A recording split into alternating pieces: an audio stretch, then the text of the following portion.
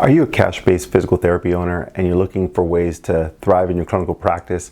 Look for other things that you could be doing wrong and improve your clinical care and ensure that you're getting the outcomes that you want. Maybe even grow your clinical practice.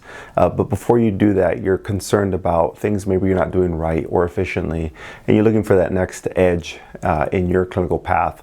This video is going to be perfect for you. My name is Garcia. I help cash-based physical therapists just like yourself thrive in business and grow their practices to where they want and why you started the business in the first place. When we look at why we have successful PT practice owners, and I'm talking about specifically cash-based clinic owners, there's two big qualities that separate successful practice owners from their counterparts. And while you might think, well, it's their clinical skills, or they have their OCS, this person has their SCS, or they're in a better area than me. Really, there's two main characteristics. After mentoring cash-based clinic owners for the last 10 years, developing my own clinical practice, having 3 locations, over 15 staff in a pure cash-based clinic, I've realized that there are certain qualities that help people get to that next level. And maybe that's where you are right now. Maybe you're just a startup, you're in a gym, you're doing home health on the side, you're doing some side hustles, or maybe you're all in and you're finally growing into your second or third PT. At every stage, at every level, there's a different devil. And depending on the stage that you're at, there's these two qualities that help you get through every single step. And if you're trying to grow, you're trying to get more patients on your schedule, no matter what you're doing, if you're hiring or you're slow, ultimately you're trying to overcome these internal obstacles. You're like, I don't know if I'm ready for that step. I don't know if my practice is ready. I don't know if my customers are ready for that. I don't know if that happens in my town. And you're trying to figure out what is it that you need to do to get to that next level so you can have that confidence going in. And there's 2 things that I've seen that help people get to that next level. One is dedication. I think that there's highly motivated people out there. I think there's people who, like yourself, thought that they wanted to do something different. Something separated you and your clinical skill and your approach on how you run a session or your customer service or whatever it was. Something was different about you, or you wanted to deliver something better to your local community. So you were highly motivated. You probably got on Instagram, created an account, created a website, got on Google, did all these things, started up, and you're like, lo and behold, you had customers. They're willing to see you. Why? Because you're different. And what you'll see is you typically do that at the startup phase. In the first 3 months, you're like, oh, I'm crushing it. You're doing all these social media content. You're doing all these things. You're out community events, and then you get burnt. Right around that 6-9 month mark, you're like, oh my gosh, this is exhausting. And that next level is a different devil in that now you have customers, now you're trying to manage your current clients, your current patients, develop your clinical skill, plus run the business. And so now you're developing new skills in areas that you didn't know. You knew clinical skill development, you didn't know business management. And so you're trying to grow both. And so at certain points, you're running out of time. And you have to learn how to get more efficient with your time, learn business processes, get a better clinical system development.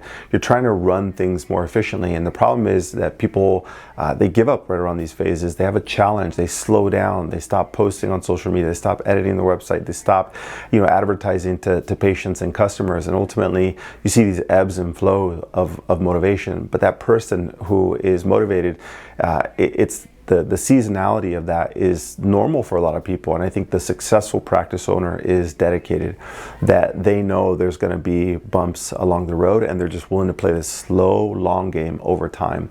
And I think that you'll separate yourself from other practice owners if you're like, I want to grow my cash-based clinic to multiple locations, or I don't want to grow it at all. I just want to have a full caseload. You have to understand that there's going to be a lot of times where you feel highly motivated, and that's not what separates most people. It's not this surge of motivation. It's just a steady rise.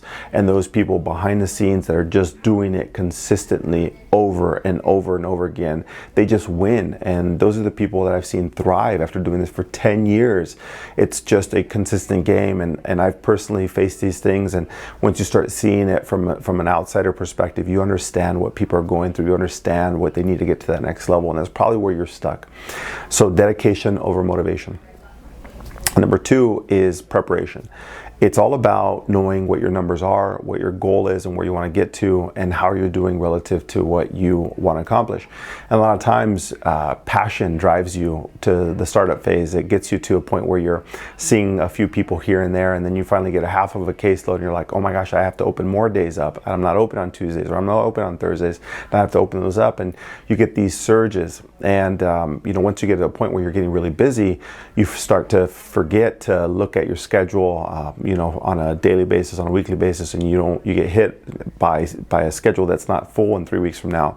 And you start seeing customers who are a little bit more complex. They're not as straightforward as the low back pain or the hip pain that you used to see. Now people are really interested in your services. You get complex cases. In order to get to that next level, it's all about how well you prepare the day before, on Sundays, on Mondays, on Wednesdays, whatever that is. You're preparing for the week, and every single day you're coming in knowing exactly what your caseload is, who's going to drop off from you, who's not going to be motivated to stay with you, when are you taking your sales calls, when are you taking your lunch hour, and it's all about organizing that week. And everyone has tricks of the trade of what makes them successful inside their schedule, and maybe you have a calendar. I'm not trying to tell you that. I'm just trying to tell you that you need to be prepared, and your level of preparation will dictate your success. So if you were successful early on, and now you're getting to the point where you're so successful that you stop looking at numbers, you stop looking at your schedule, you stop looking at your patient notes, and that's when things fall apart. Slowly, little by little, you start to bleed a little bit of money here, you start to bleed a little bit of patients. Some people drop off. You're like, it's okay, I have more behind you, and that's not the point here. You're trying to be successful, and you don't want to lose money, you don't want to lose patients, and ultimately you're trying to help people. Just remember that as you get into this entire process. Never lose sight that you're trying to help people. And if you get to this point where you're no longer preparing and you're no longer dedicated, you're going to get into this surge and this ebb and flow of motivation, and that's when people fail. All these side hustle hours, what will happen is you'll start to go into more mobile therapy, more home health care. You'll do contracting work because you couldn't stay dedicated and motivated to your craft and ultimately prepare. And that's the two things that separate successful practice owners. So if you're stuck and you're into this point where you're like, I need to go to that next level, what are you doing from a preparation standpoint? Are you really looking at your week, your month? Are you looking at your numbers? Are you achieving how many new patients you need?